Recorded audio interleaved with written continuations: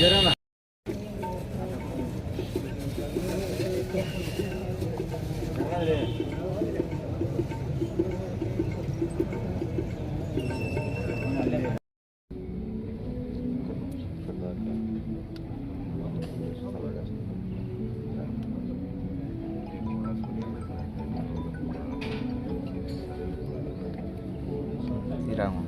అభిషేక్ రెడ్డి గారి మృతి ఈరోజు చాలా కూడా బాధాకరం.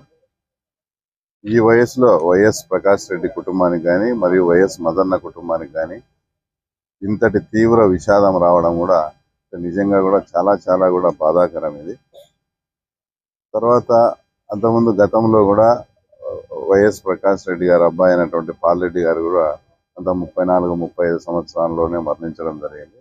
అదే పద్ధతిలో ఈరోజు అభిషేక్ రెడ్డి జరగడం కూడా ఆ కుటుంబానికి చాలా తీవ్రంగా లోటు.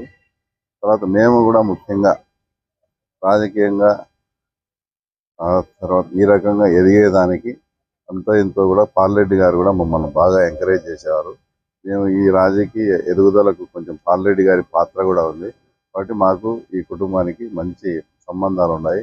తర్వాత ఈ వయసులో ఈ వైఎస్ ప్రకాష్ రెడ్డి గారికి కానీ తర్వాత వైఎస్ మధుకు కానీ ఇంతటి తీవ్ర విషాదం కలగడం, తర్వాత ఆ కుటుంబం త్వరగా ఈ విషాదాన్ని దిగమింగి కూడా తర్వాత వాళ్ళకి మనోనిబ్బరం గుండె నిబ్బరం ఇవ్వాలని కూడా ఆ దేవుని ప్రార్థిస్తూ, అలాగే అభిషేక్ రెడ్డి ఆత్మ ఆయన ఎక్కడ ఏ లోకంలో ఉన్నా కూడా ఆయన ఆత్మకు శాంతి చేకూర్చాలని కూడా మనస్ఫూర్తిగా కోరుకుంటున్నాను.